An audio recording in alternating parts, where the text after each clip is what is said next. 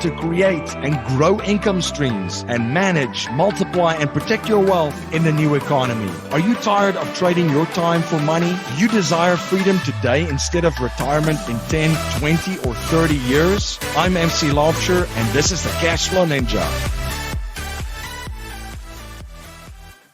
This is the Cashflow Ninja. I'm MC Laubscher, your host, and thank you so much for joining me in another episode of the Cashflow Ninja. I have a very, very important episode for you today, and I'm joined by Tim Francis, which is a returning guest on the show. If you want to go to cashflowninja.com and just search Tim Francis, you will find a previous episode I did with him. The reason why I want to plug the previous episode is one of our most precious and most important resources that we have is time, and Tim has helped me multiply my time through getting and building a team and actually bringing in someone very close to me, an executive assistant that actually helps me multiply my time to increase my productivity. So I just wanted to share that episode again. Besides that company of Tim, he has got several other things. He is an Uber entrepreneur. He's originally from Canada. He lives in Austin, Texas right now. He has been a guest lecturer at NYU in New York City. He's been featured and has appeared on Forbes magazine and Forbes's platforms and the Inc. magazine. He's got a company called Profit Factory that helps entrepreneurs become more profitable. And he does this through private consulting and teaching workshops, which some of the content that we are going to talk about and what Tim's going to share on today's show, he teaches at one of his workshops. So he has been on many, many different boards and currently sits on a lot of different boards of many companies. And I couldn't think of a greater guest to be on our show right now to talk about us, what's going on, what's he seeing in different businesses and different industries that he's involved in. And one huge pain point that a lot of business owners are experiencing, will be experiencing, is cash and cash flow.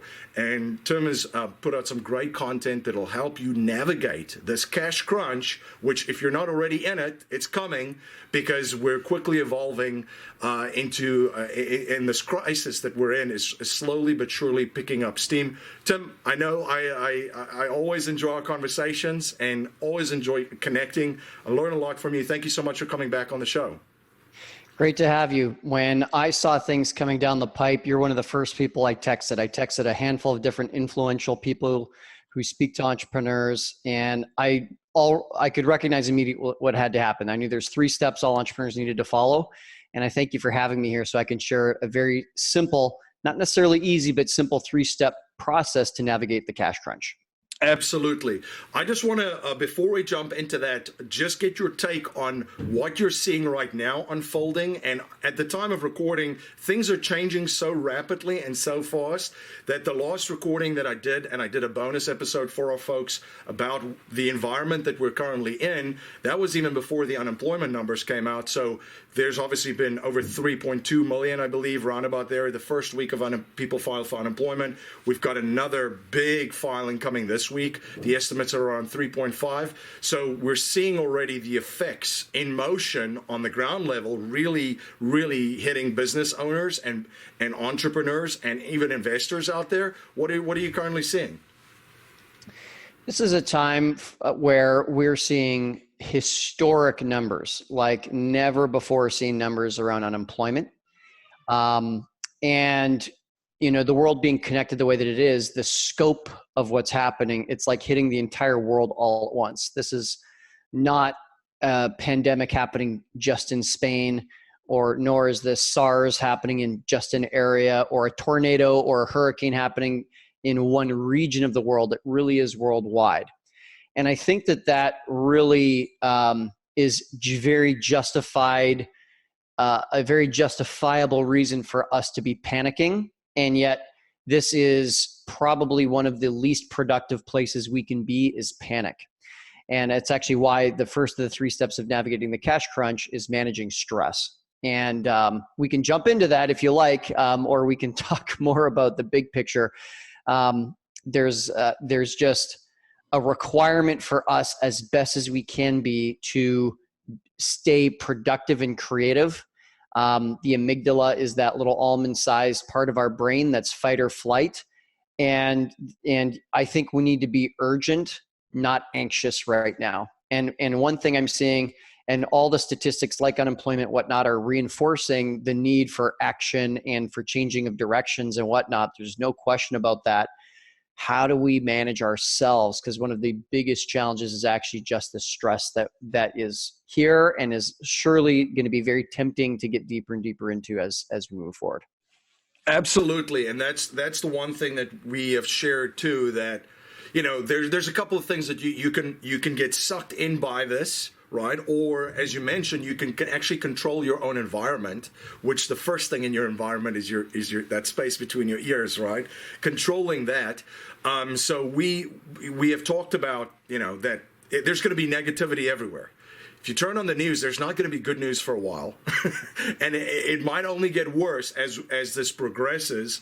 If you speak to family members, to neighbors and so forth, there's going to be a lot of negativity out there. But because you're ahead of this, you see what's coming, because you've been following the work of Tim and myself and all of the other folks that have been talking about this, you can anticipate what's coming, position, pivot, make adjustments to position yourself in this environment. And it starts, as you mentioned, with the right mindset. So if you want to talk a little bit about that, because this is the solutions, and this is why I enjoy connecting with you, is we all see this mess that we're in and living in right now and that's coming ahead, but what are we going to do about it? And the first thing is that little space, the most important, the real estate that's out there, by the way, that space between your ears, right? Absolutely. Yeah. So yeah, I'll share the 3 steps I see to navigate the cash crunch. By the end of our presentation today, our conversation today, you'll have a way to navigate through a cash crunch, even if sales go down, which I think is an important point. A lot of business owners especially want to solve everything with revenue, sell more, market more. And the reality is, when that's not an option anymore, how can you make it through? And that's a big part of what we're going to talk about today. So some quick preamble. I am not a lawyer or accountant, so make sure you go and get your professional guidance before making important decisions. And whether you've never been through a cash crunch before, you've been through them before, like myself, like MC, 2008 comes to mind very vibrantly for me. Whether you are early in your business or you're a veteran, I'm very certain there's something I'm going to share here today, at least one point, if not many points, that will be valuable to you. So the very first of the 3 steps is of the first things we need to manage. So the first is we need to manage mindset. The second is manage expense. And the third is manage cash. And when it comes to mindset, there's this great analogy. Roger Hamilton, I was listening to him speak about when the tsunami hit Japan. And there's security footage of people literally standing on the beach watching this wave come towards them, this surge of water. They couldn't even believe what was happening. They couldn't believe what was happening. And so they didn't act or run, right? And to freeze is not productive. Unfortunately, most people do freeze when they're in a new situation they've never seen before. I myself, believe it or not, MC, I was actually, I survived a jewelry heist at the Bellagio in Las Vegas. And I'll always remember, thankfully, I had done some Krav Maga training, like the Israeli hand-to-hand combat training.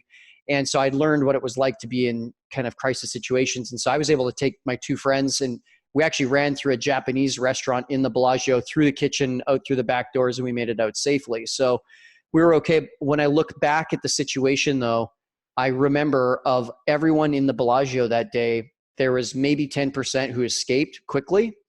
There was 3 armed robbers that attacked the Rolex store that was right next to where we were eating. The middle 80% of people just froze. Like, how could this be happening? Is this a movie? Like, what's going on? And the last 10% were so partying, drinking, gambling that they didn't even know anything was happening. So I think that it's important, as I mentioned at the top of the show, to be urgent, not anxious. It's time to move swiftly into action, calculated, calm, and, not run to the exits, but walk to the exits, take the fire exit, get to the muster point across the street, and take action. So if you're at a 6 or 7 out of 10, I don't think you're fully aware of what's happening now and what's coming down the pipe. time to amp up a little bit. Okay, if you're a 9 or a 10, we need to rein that back. It's just not productive to be at 9 or 10 out of 10. One of my mentors, Keith Cunningham, always said, emotion and intelligence work in inverse of each other. The more emotional we are, the more our intelligence goes down. And the more that we use our intelligence, the less emotion that we trigger. So I think it's important, 8 out of 10, be full attention, engaged in thinking. And panic isn't productive. Be urgent, not anxious. So how do we do that? Well, we need to take care of our body and our mind first. And today's presentation, I'm not going to spend all this time telling you how to do a vinyasa flow in yoga, okay? I do have to touch on this briefly, though, because you are your number one asset. You are your absolute number one asset. So, remember, first of all, this too shall pass. This too shall pass. September 11th came and went. The world did change, and we got back to business. The 2008 crisis came. The world changed, and we got back to business. I myself lost over $100,000 in the 2008 crisis, and I was able to make it through. And actually, part of why I have the tools to make it through 2020 here in this pandemic is because of what I went through in 2008 in the housing crisis. I think something not many people are talking about that I think is crucial is protecting relationships right now. You will make it to the other side of it. Of this situation. Let's make sure relationships do too. I heard of an entrepreneur the other day who said, I'm just going to cancel all my credit cards and all the payments are going to fail. And then I'll slowly add back those that are essential. And it kind of made me a little uncomfortable because when this pandemic is over, is that entrepreneur going to have a lot of very angry people because the entrepreneur didn't have a conversation with each of those vendors to manage the relationship and manage the agreement? This will pass. And one of my mentors, he sold his business for $114 million. He told me years ago, he said, Tim, anything you want in life comes through other people. Your clients are other people, your vendors are other people, your staff are other people, your investors are other people. Even in your personal life, your romantic partner is someone else, your family is other people. And that's one of the most important things to protect. So it doesn't mean there aren't going to be uncomfortable conversations or some disappointment. I'm telling you, though, the sooner that you speak up and the sooner that you navigate those relationships and have those possibly difficult conversations, the more runway you give yourself and them to do something about the new situation. So I think lastly, cash crunches can happen for a number of different reasons. For example, a company might get a really big, make a big sale and they don't have money to buy the inventory to produce the finished good. And that would be a financing situation. I think that, there can be a lot of infighting that develops in a business team, and that can create a cash crunch too. And that would require like a management or operation intervention. Right now, we have an industry and economy and worldwide change of how we fundamentally do business, including pushing to online, right? Virtual work, for example. Things needing to be more economy priced rather than luxury, right? Those kinds of things.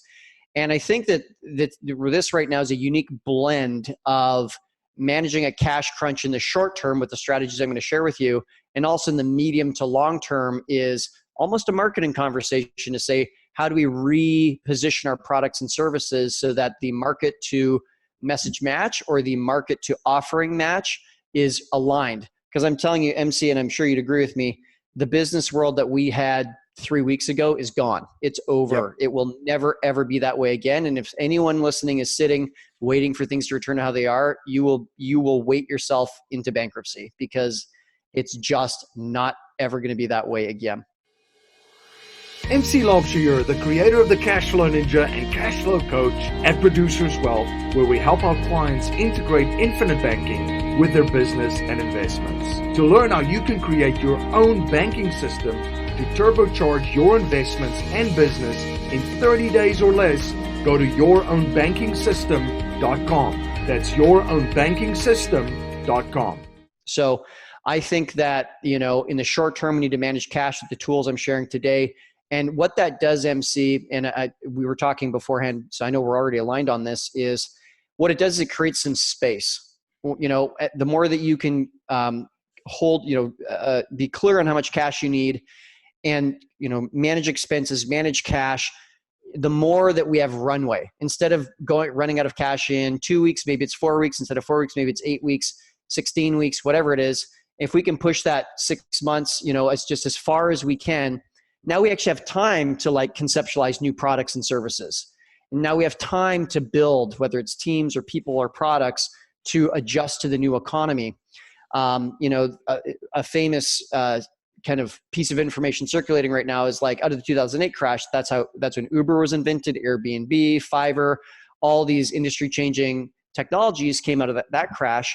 I think PayPal came out of like the 2000 crash, right? So, you got to have runway though to be able to reposition yourself in the new economy, whether it's in small ways or big ways. And so what we share today in steps 1, 2, and 3 are specifically designed to do that, is to get a sense of how do we get ourselves more runway so that we can have the time to adapt. Yeah.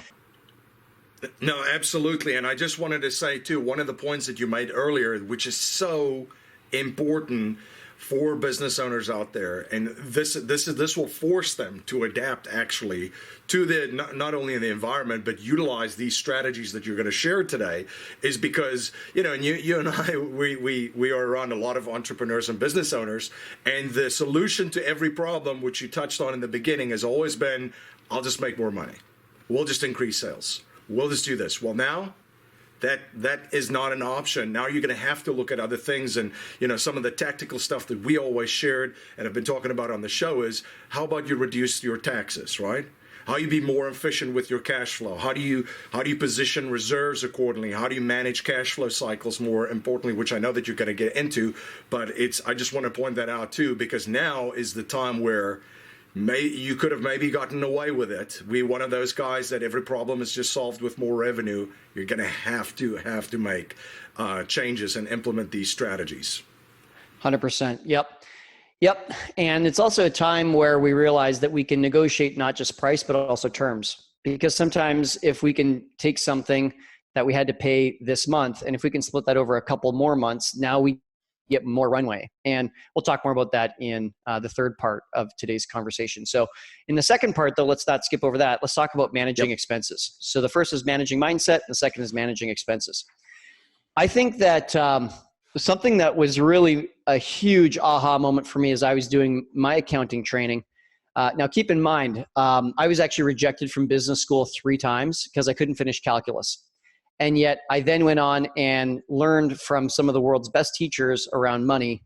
And I actually did go do accounting class in night classes at the University of Alberta as well, to learn what is the difference between tax accounting, which is what most people's accountants are trained in. It's kind of classical accounting training, and managerial or entrepreneur accounting. And there's actually far less that we as entrepreneurs need to know. We don't need to understand the whole tax code. That's for your accountant to know, and that's why you hire a professional to do that, to make sure that you're falling within the lines of your jurisdiction, be that the United States, Canada, or another country for that matter. Us as leaders, though, we need to understand just a little bit of accounting so that we can now make clear decisions and clearly assess a situation. And one of the biggest ahas I got through my accounting training as I acquired it over the last 5 to 6 years here has been that $1 of expenses, if you can remove that, actually becomes immediately $1 of profit. Oftentimes we think that that if we sell $1, then we can spend $1. But if you think about it, if someone's, let's say, and this is probably very few businesses would be in this position, but if I had a 50% profit margin, that means I would keep $1 out of every $2 that I sell, right? And so if I sell $2, I keep $1, that means I now have $1 that I can go put towards expenses in the next week, the next month, the next year. But hold on one second. I didn't sell $1 and get to spend $1. I had to sell $2 to be able to spend $1 in that next week, month, or year, right? So likewise, if my profit margin is 10%, I would have to sell $10 to be able to spend $1, right? So if we're trying to solve this with a revenue solution, I'm just going to sell more, I'm just going to sell more, I'm just going to sell more. And if we're running out of cash, and if your profit margin is, let's say, 10%, you have to go sell 10 times more, whatever cash it is that you need. Whereas, and this is the big aha, if you cut $1 of expense, that goes straight to the bottom line to profit. So I invented a concept called bloat, the bloat factor. What is the bloat factor in your business? If you have a 50% profit margin, that means you have to sell $2 to keep $1. So that's a 2x bloat factor. If you've got 10% profit margin, that means you have to sell 10 times in revenue to be able to keep one. So your bloat factor is 10x. So when you go and you pull out your credit card statement or your bank statement and you just look at all the things you're spending money on, if you keep your bloat factor in mind for your business, if you're at 10% profit, it's a 10x bloat factor. If you're at 25% profit margin, it's a 4 times bloat factor. Let's say a business is at 25%, which would actually be very high for most businesses that are not solopreneurs, right? If you got a 4x bloat factor and you're looking at a $50 expense, maybe it's a one-time thing you bought, that actually required you to sell $200 because it's a 4x bloat, right? Now, in my own process, because I've been preparing for this cash crunch for a few weeks now, I went through my credit card statement and I actually found $250 a month recurring charges. So that's a big red flag, is when something is a recurring charge. It sounds like, oh, it's just $19 a month, right? About $20 a month. No. That's $240 a year, right? So as I went through my credit card statement, and actually I've gone through it again since, and I found even more I could cut. I had hit $250 in recurring monthly charges. At a profit margin of 17%, my bloat factor is 5.9, I believe. And it meant that it was 250 times 6. And so times 12, right? Because it's 12 months. I reduced my need to sell something like $6,500. It was just mind blowing. One of my clients that I offer private consulting to, I told him the same thing. As soon as I saw this happening, I said, goodness gracious, you got to jump on this. So a few weeks ago, we had this conversation. He found $9,000 of recurring monthly expenses in his business that he was able to remove. And it removed the need to sell $625,000 in revenue in his business. Now, how long does it take to remove charges? Maybe a day or two. Maybe sometimes you need to call someone up and renegotiate, and maybe it takes a few weeks. But that is guaranteed to the bottom line cash savings. And it's not a one-for-one exchange. It's not like, oh, now I don't have to go sell $1 because I eliminated $1. It is multiplied by whatever your bloat factor is, which gets astronomically huge very, very quickly. So you talk about building a runway. Eliminating expenses is even more powerful than we ever imagined. So I would say it's not that hard to do. All you got to do is print your credit card statement, print your bank statement, and just go through. And I would say a good time frame would be to ask yourself, is this expense helping me to generate not just revenue, but cash coming in to my business in the next 90 days?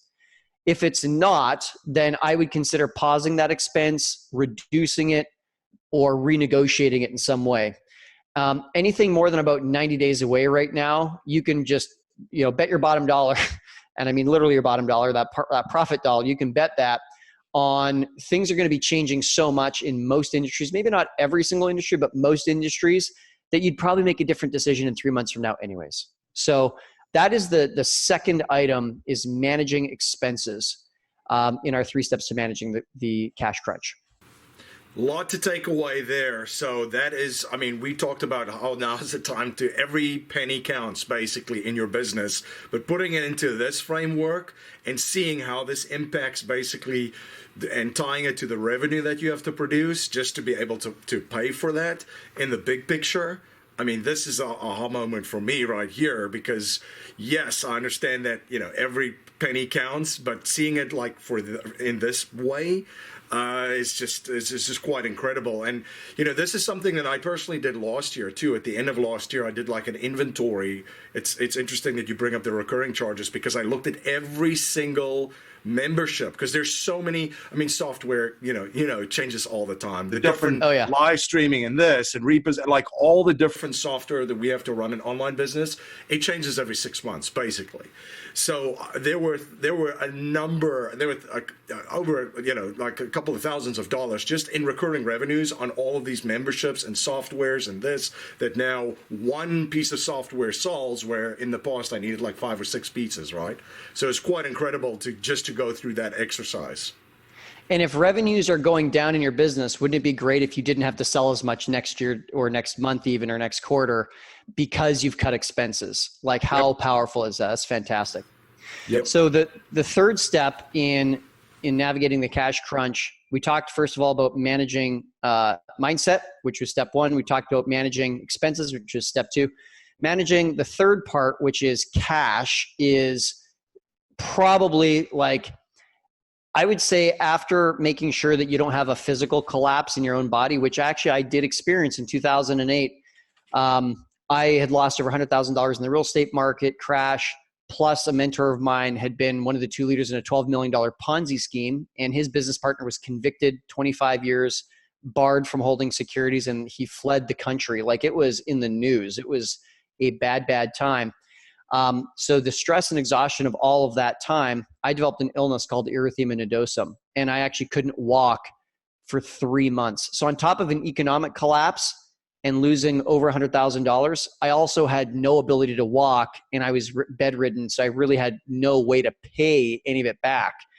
This can happen. I was 28 when that happened.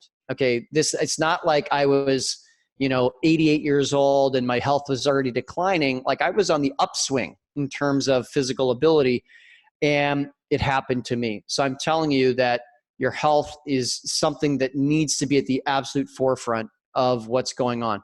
Now, intertwined with that is oftentimes money, right? Money creates stress. Stress affects our body. Our body is then compromised to be able to make money, which makes more money stretch, and it just becomes a downward spiral. So cash is the oxygen in a business. If you think of a scuba diver, you can have flippers that help you to propel yourself. Maybe that's like revenue in your business. Maybe you've got a wetsuit to keep you warm and to reduce the drag, and maybe that's like managing expenses. Right? So we oftentimes don't think about oxygen because it's behind us. It's on the tank behind us. We don't think about it too much. We can swim around all we want. We can see beautiful places, go on great adventures, see beautiful caverns and shipwrecks and all the rest. But the second that cash is gone, it is crisis. We have got to get back to the oxygen at the surface. Entrepreneurs oftentimes confuse revenue with cash. Revenue is not cash. You can make a sale. If you haven't been paid yet, though, you still don't have the cash. And if you have a big purchase order come in, that's great, but you still don't have the cash. So collecting the cash and holding on to cash is where we need to be really, really focused. So I mentioned it a few minutes ago that there's different ways to manage cash, right? And oftentimes in a negotiation or a renegotiation, which is going to be happening more and more here, is negotiating terms, not just price. So one possibility is we can talk to people that we're paying and ask them if we can get longer terms or split it into multiple payments, right? And that would be an example of negotiating the terms, even if we can't really get the price to move too much, right?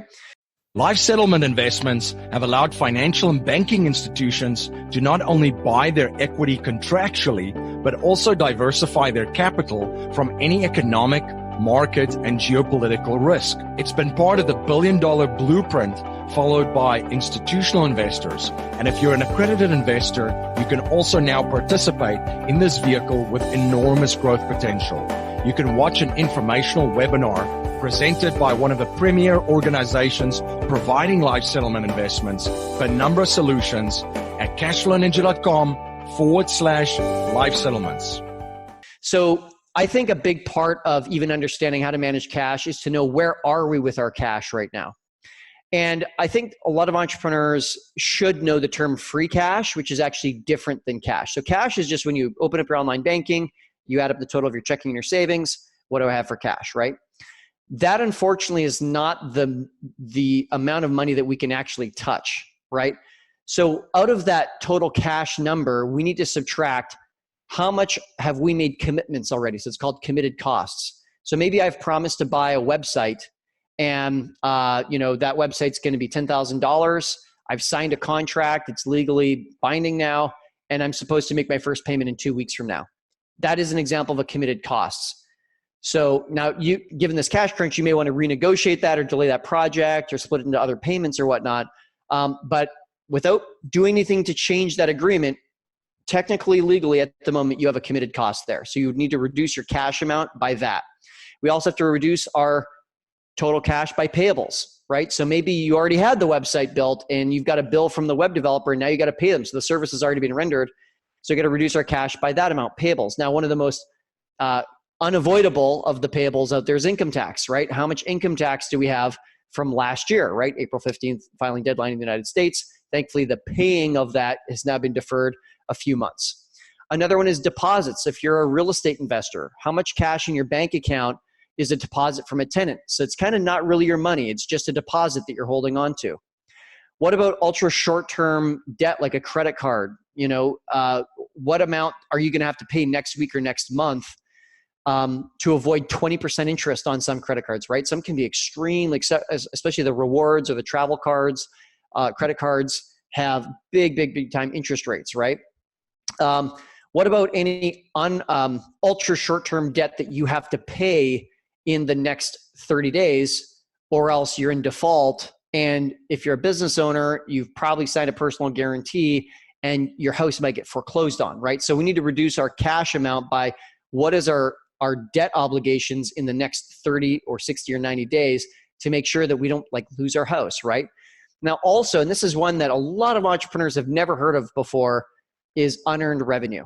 So revenue that's come in that I've got in my possession, but I haven't earned it yet. So let's say, for example, I am the website developer.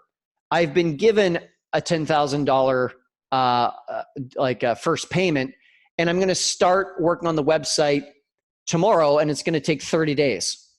It's revenue that's come in, it's cash that's come in, it's in my bank account, but I can't actually spend it because it's kind of not mine until I complete that website, right? So that's what's called unearned revenue. So we actually need to take a look at our cash account, and then from there, subtract committed costs, payables, including income tax, deposits, short-term debt payments like credit card, paying down loans, and then unearned revenue. And then and only then do you really understand how much cash you've actually got to hold on to. And when I've done this exercise with clients before, I've had clients with a couple $100,000 in the bank thinking that they could, they were good to go. And as we went through this whole list, we realized they only had like $50,000 of cash, which then relates back to another calculation that we can do, is to say, what's your runway, right? How much time do we have before we run out of cash? And so all you got to do is look at your total average monthly expenses. And so if a company's, monthly expenses is $25,000 a month, if you've got $50,000 of free cash, not just total cash, but free cash, that means you've got 2 months of runway. And I'll tell you, the most surprising instance I had of working with a client was a multi-million-dollar company. After we did this calculation, we found out that they had 8 days of cash, MC, 8 days. And they had no idea. They had no idea. They were 8 days away from bankruptcy. Every day when they woke up, they were 8 days away from being out of business, and they had no idea. So we've got a really great tool that we share with entrepreneurs that allows them to actually do this really quickly. And it's a cash flow forecast, which I'm happy to share with everyone who's listening as a way for people to get clarity on what their cash is looking like in the coming 90 days. Awesome. No, really appreciate it. Some quick thoughts on, I know that there's a lot of stuff on social media about the Small Business Association loans. To plug that, what are some thoughts that you have on that? 100%. Yeah. So there's a lot of non-revenue ways to generate cash, right? So there's, government loans and programs. There's lines of credit from your bank. Some entrepreneurs are even waiting, and I'm going to tell you, this is dangerous territory. I've been into this territory and I successfully made it through. So just, this is to be handled with kid gloves, is 0% APR credit cards, right? Yeah. Where it's 0% cash transfer balance for 6 months or 12 months. Those are very popular right now. And yes, you can transfer credit from cash from one card to the next. It's a bit of a rob Peter to pay Paul type situation. But sometimes that gives you enough runway for this pandemic to calm down. So I'm not necessarily advocating that. Again, I'm not a financial planner. I'm not licensed to give you advice that way, but that is another source of cash. Friends and family is a source of cash. Selling unused equipment, like property, plant equipment that we have. If you've got a second vehicle to sell, if you've got unused office equipment, flipping inventory, right? So if you've got a lot of cash tied up in inventory, you can have a fire sale of sorts to convert that back into cash. So now you can have more runway in your business. And this is the thing, is building runway is actually more important right now than building profit, because with sales plummeting, your profit may be plummeting as well. So what we need is runway. Like if we're going to assemble and pivot and get ready and build a different plane, that plane needs enough time to be able to pick up speed so it can actually take flight. You know, you can have the world's best airplane, nimble, agile, fast, you know, smooth, sleek, sexy, all the rest. But if you're going to give it the length of a normal North American driveway to take off from, it's never going to take off. It's going to run. It's going to hit the end of the road and get smashed by traffic, right? Yeah. So the name of the game right now is actually time. We think it's sales as entrepreneurs, but it's not. It's time. And it's time because we need to be able to retool our businesses. Yes. It's time because we need to buy enough runway that maybe we might be able to qualify for programs with the government, right? It's time because we need the pandemic to be able to run its course, right? And all of these things will happen. We just need to buy time in days and weeks and months. That is the name of the game when we are navigating a cash crunch. And through all of that, ideally, we generate enough runway that we can be prepared for the new world order, if you will. Yet another way is if you want to sell shares in your company, if you want to take on an investor, right? There's lots of non-revenue ways to be able to generate cash. Yep. Absolutely. This has been very, very, very valuable already. I'm going to go back and listen to this again. I recommend everyone do the same thing because there's so many little things that you'll pick up from listening to this again. I've scribbled some notes down here. That's what I usually do with every interview. So I'm going to review these because there's already actionable things that you can do right now in your business with this. If you want some more information on this, there is a training that Tim and I are putting together, and Tim will be presenting and hosting this and diving deeper into a lot of these 3 steps, and also share a lot of the tools that they will make available to all of our listeners and our viewers to do these calculations to get them through this cash crunch and help them build or build a runway and get more time. Tim, if you want to share a little bit more information of that. Yeah. So first of all, the training that MC and I are going to do is going to be on a Wednesday, April the 15th. It's going to be New York time, 4:30 p.m. Eastern, which is 3:30 p.m. Central in Chicago, or 1:30 p.m. Pacific in Los Angeles. In that training, we're going to be giving you a simple spreadsheet. Now, if you hate spreadsheets, you're in the right place because this is going to be stone simple. It's already built for you. And if you hate math or even never made it to business school like me, no problem. All we're doing is adding and subtracting. If you can add and subtract, we are good to go. Even if you can't add and subtract, the spreadsheet does pretty much all of it for you, or you can just use your phone to add and subtract. So if you can do that, then you've got nothing to worry about. You can join us on this training on Wednesday, April 15th, 2020. And if you'd like to register for that training, can you please give them the URL that will take them to the registration page? Absolutely. Cashflowninja.com/cash crunch. Cashflowninja.com/cash crunch. You'll be able to register for the training on there and access at a time like this. I can't think of more valuable information for business owners and entrepreneurs. Outside of the training, Tim, where can folks follow you? Because I would highly recommend you follow in times like this. There's a handful of people that I look to that puts out really, really great actionable content daily. Where can folks follow you and get in touch with you? You bet. Yeah. So folks can follow me on Instagram, and my handle is Real Tim Francis. Francis is CIS at the end, at Real Tim Francis. That's my handle. And you'll see that I share a lot of really serious topics, but I also share some fun things as well. And you'll see that I actually do live all 3 parts of this Navigate the Cash Crunch training, including working out in the morning. So every morning I'm working at 8:30 a.m.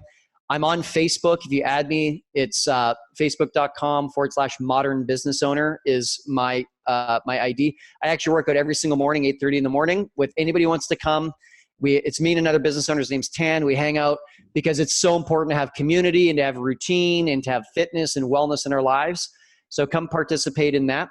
And then from there, I think people just going to the link you just shared, MC, I think that's crucial, because not only will people be able to register for the training, they'll also be able to download this spreadsheet that we're talking about. It's already pre-built. All you got to do is just punch a few numbers in, and you'll literally see clearly where you need to go in the next 90 days. And if you happen to be listening to this after April 15th, after the training is already done, still go to that URL, and we'll have the replay there. That will be very, very easy for you to quickly see and watch and enjoy. And I'm telling you, the sooner, right now, a lot of entrepreneurs, and justifiably so, are like splashing around in the water, like trying to keep their head above water. And what this training is going to give you is a ledge on the pool. It's like a ledge of the pool that you can hold on to. It doesn't mean you're out of the water, okay? It doesn't mean that there aren't still threats in the water. It doesn't mean there isn't still some discomfort or some tough conversations you might have to have. However, it allows you to save a little bit of energy when you can hold on to the edge of the pool instead of flopping all over the place. And with that extra energy, you can actually survey the surface of the water and see what's coming your way. You can look down into the water and see, what are you dealing with? And it allows you to have some control, which is one of the most important parts of being calm, is to be clear, is to have a sense of control. And once we've got some calm, some clarity, and some control, we now have the headspace to be creative. And once we're creative, we can problem solve. We're out of the amygdala. We're back into the frontal lobe, which is the executive functioning of our brain. And we can now navigate this cash crunch effectively. So I think that is the most important place people need to go, is to the URL you just mentioned, because that is going to be the hub of some life-changing tools that we can offer to entrepreneurs. And then if people want to follow me personally, they can follow me on Facebook and on Instagram. Absolutely. And I get a lot of emails, by the way, and folks reaching out saying, MC, what podcasts do you listen to? What guys do you follow? What books do you read? All that stuff. Here's a guy that I'm following daily with the valuable content that he puts out. So I would highly recommend this, cashflowninja.com/cash crunch. Tim, as always, my friend, a pleasure to speak with you, and always enjoy the time that we spend together and the conversations that we have. Appreciate you again, just throwing so much value into such a short space of time in this podcast episode. Thank you so much. I'm looking forward to chatting soon. And thank you for the opportunity to be a part of the Cashflow Ninja podcast again. And to everybody out there, this too shall pass. Let's just pick up the right tools and skills and mindsets. Let's help one another, and we will make it through together. Thanks so much for your leadership, MC, and helping be a bright light for all entrepreneurs in a time of darkness, and we'll make it through together. This presentation is for educational and informational purposes only. The information being presented and considered does not consider your particular financial objectives or situation, and it does not make personalized recommendations. This material is not intended to replace the advice of a qualified tax and legal advisor or other qualified professionals, and you should not use the information in place of a customized consultation with a licensed professional regarding your specific personal financial objectives, situation, and needs. We believe the information provided is reliable, but we do not guarantee its accuracy, timeliness, or completeness.